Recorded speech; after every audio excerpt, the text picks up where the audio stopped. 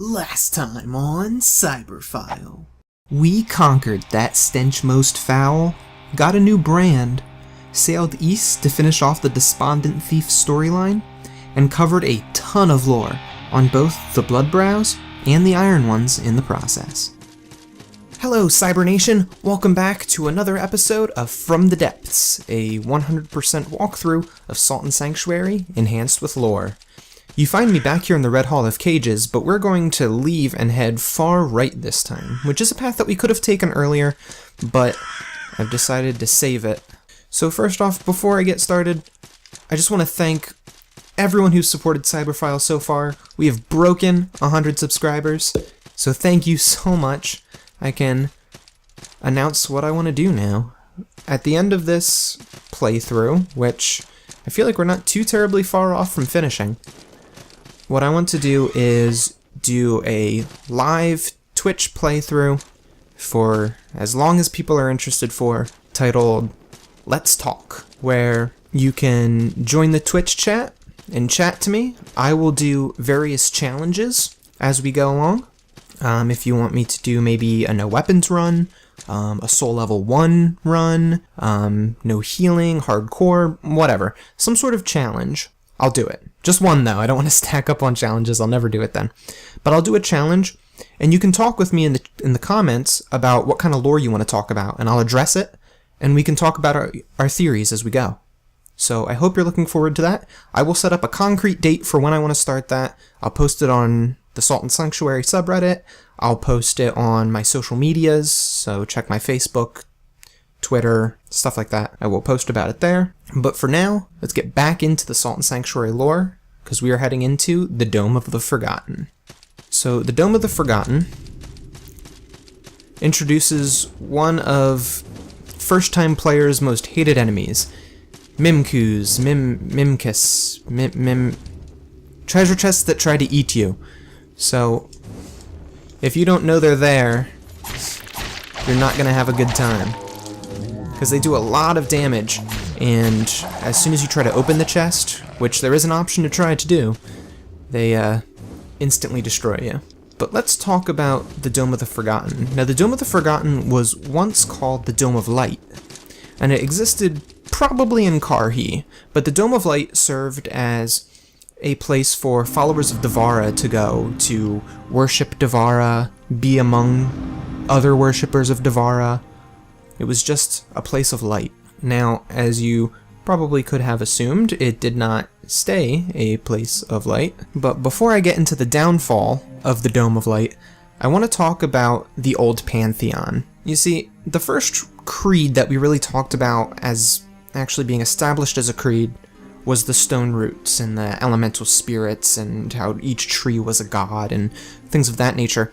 Once men became more civilized, they created the old Pantheon, which included the following gods and goddesses: Diadel, the goddess of sky; Azradak, the god of bloodletting; Oima, the god of the harvest; Purabella, goddess of fertility; Numen, god of dark things; Gruul, god of forest creatures; Imrios, god of the sea; Elenestra, goddess of luck; Oporos, god of health; Merlik, god of the dream world; Tartilia, goddess of the dead world; and of course, Devara, goddess of light.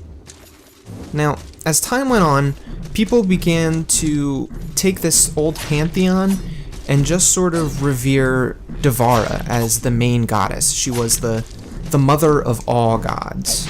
In some pagan circles, you have both the god and the goddess that are worshipped, and in other circles, just the goddess gets worshipped, as she is the mother of all things.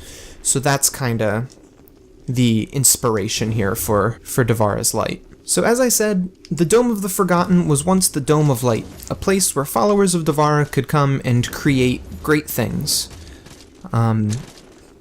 They often created things based on Karhi legends, which is what makes me think that maybe the Dome of Light was in Karhi. There were 3 high-ranking members of the Dome. They were, his full title is, the True Priest of Light, Voice of Her Voice, Alistair. Then there was the Lady of Light, Lania, And finally, you had Lania's pet hippogriff, Quinoa, probably, who patrolled the skies around the dome. And what Quinoa's job is to protect anyone who was making a pilgrimage to the Dome of Light. So oftentimes it would be bandits or raiders along the path, but before long, no one had to worry about those because of the powerful hippogriff that protected it. Now, powerful and high-ranking ladies of the Dome of Light were called the Choir. And the choirs were the one in charge of creating those powerful weapons and making many prayers and things of that nature. All things you would expect a high-ranking member of Devara's Light to do. However, Devara's Light, like any other creed in this game, is not all sunshines, rainbows, light, and love, as there were some darker sides to the story.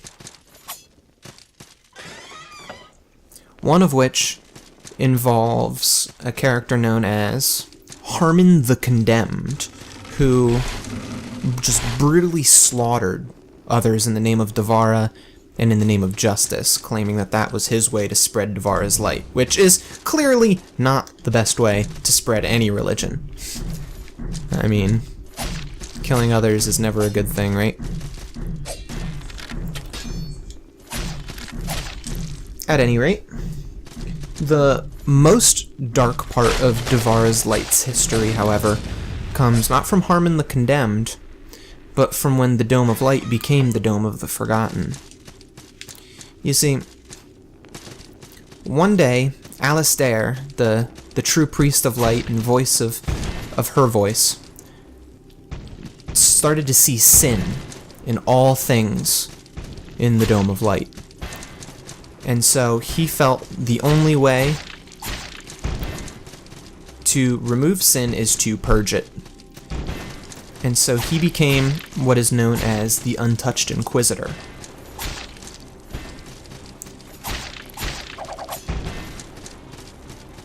He felt that the only way to remove the sins of the Dome of Light was to offer 3 lambs to Devara.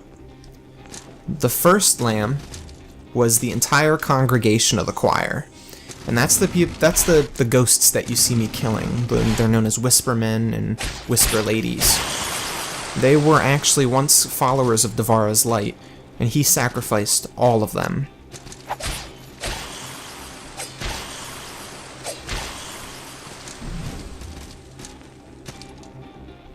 And in death, he created Hornet Steels. So those guys with the bow and arrows, the light arrows or whatever, he created those to make sure that everyone in the choir, everyone who got made into Whisper Men and Ladies, continues to follow his sinless standards. So they're loyal watchmen of Alistair. The second lamb was the Lady of Light herself, Lania, and she was sacrificed as well in an effort to cleanse the sin of the dome. And the final lamb, as players who have played the game before could assume, or already know, is, well, simply the third lamb is what it's called. And what the third lamb is it was Quinoa, Lania's pet hippogriff, and it got turned into a bound and broken thrall. It can no longer fly through the sky. It can no longer protect those on the way to the dome. Instead, it just roams the upper portions of the dome in an effort to, I don't know, do something. But it is a sad, forgotten creature. And Alistair thought that it having a name, Quinoa, was too prideful, and thus filled with sin. And as such, had to be sacrificed as the third lamb. So finally, Alistair saw his dome as sinless, and as I said before, put those Hornet Steels in place. And here we face off with him. the Untouched Inquisitor, because he believes he's untouched by sin, and also an Inquisitor because he feels like he has the right to pass judgment on the rest of the Dome, which he has certainly done. Ugh. So the Untouched Inquisitor is not really a tough battle. It's just annoying because his reach is crazy good. As you can see, we're making pretty short work of him.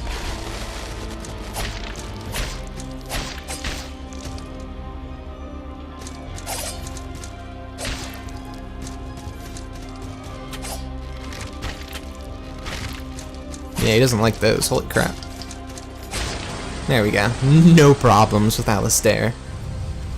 Or should I say the Untouched Inquisitor. Since, you know, names apparently are sin now.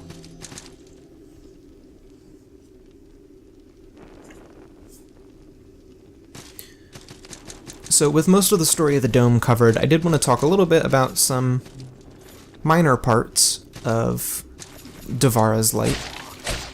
And I believe I touched on this earlier, but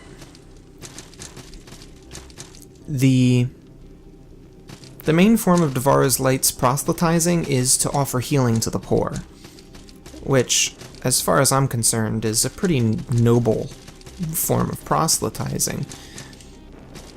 And another interesting thing is they have a special item that you can get, which I think is one of the best items in the game, one of the best healing items in the game, and that is the Phial of Orange. Now, this is something that I'm really interested in, and if anybody has any information, which I kind of doubt anybody does, but I'd love to hear ideas, they have a process called the Rites of Orange. And the Rites of Orange is what I'm assuming to be the process that makes these orange phials. And interestingly enough, in the Pantheon Pilgrimage, which I talked about a number of episodes ago, they had a lady known as Baron Amelia of Orange. So was Orange a place, and that's where the Rites of Orange began, or is it just a high-ranking title? Just another one of the mysteries of Salt and Sanctuary.